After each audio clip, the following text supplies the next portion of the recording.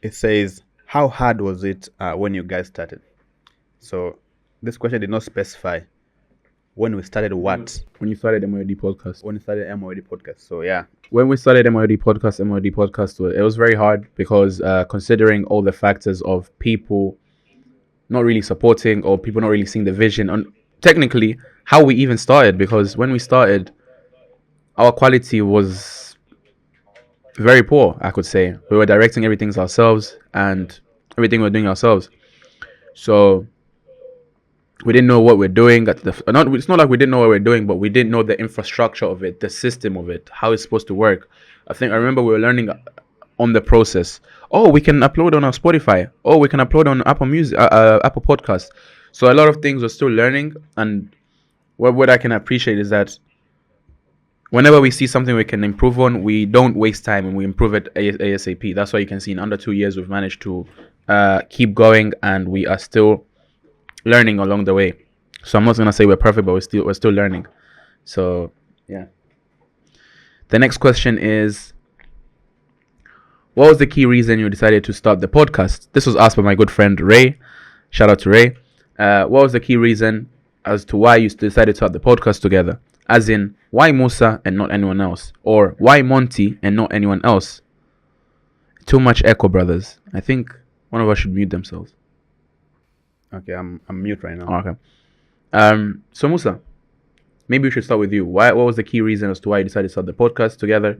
As in, why Musa and not anyone else? And why Monty? Someone said Musa had a long weekend. How do you know that I had a long weekend? Because of your eyes. People can finally see your eyes. Okay. Yeah. Okay. Anyways, why Monty? So I think this podcast was just God sent, and when God sent this podcast to Tanzanians, He chose us too. That you two, I'm giving you the job to go and provide value to Tanzanians, and I'm glad that right now a lot of people are enjoying. A lot of people are getting the value that we intended to give, and I thank God that I've been receiving a lot of DMs, a lot of messages that people are thanking me that, okay, Musa, you talked about real estate. I really got a lot of value from that.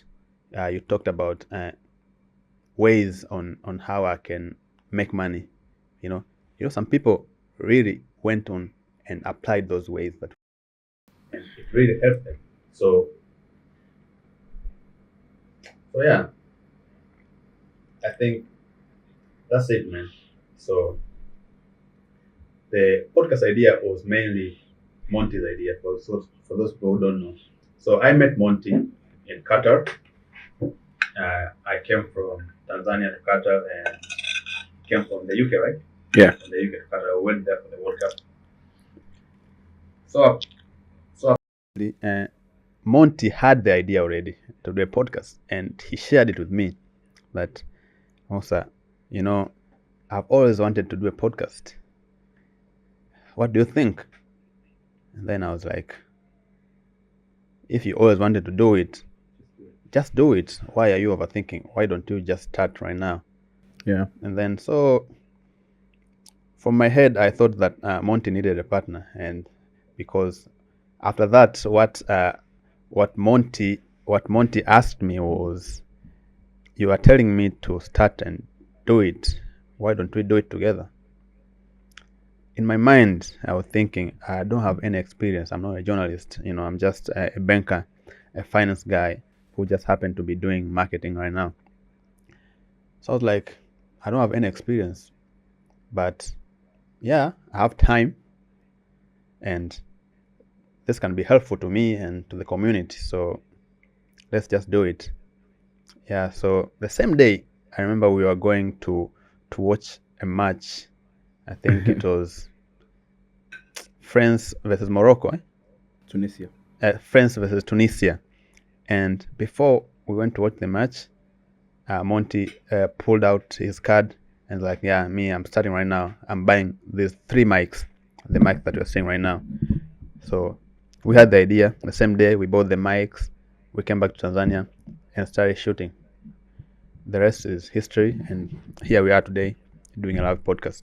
what practical steps can individuals take to shift their mindset from feeling like the victims of fate to actively creating their own destiny?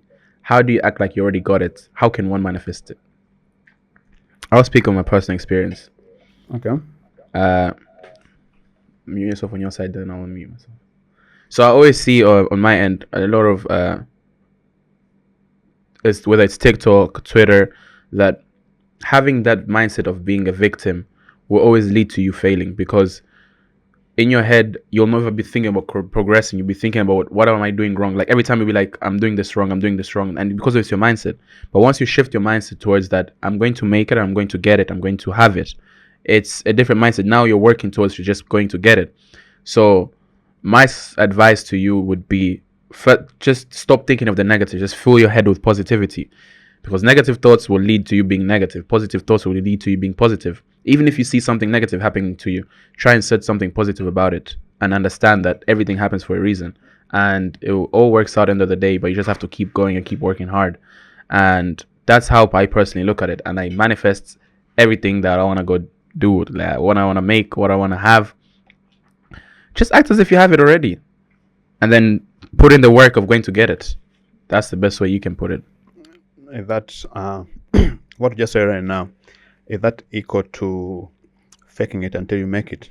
Do you believe in that? Yesterday I had this conversation saying faking it until you make it. There's a difference between faking it, saying like using other people's stuff to show off, or sometimes I saw a video Steve Harvey saying, if you have the chance, upgrade yourself to business class. You know, go on it. Even though you can't buy the full ticket price, sometimes just upgrading yourself could be cheaper. Okay. Go upgrade yourself, and after you upgrade yourself, just go ahead and see how it looks like, what it feels like. Okay. Once that happens, you feel the enjoyment of this. Okay. Like, you'll see why you need to make it. So that's not necessarily faking it. It's just you're starting to get on the process of being on these business class flights every time. Does that make sense? Yeah. And when are you planning to upgrade to business class?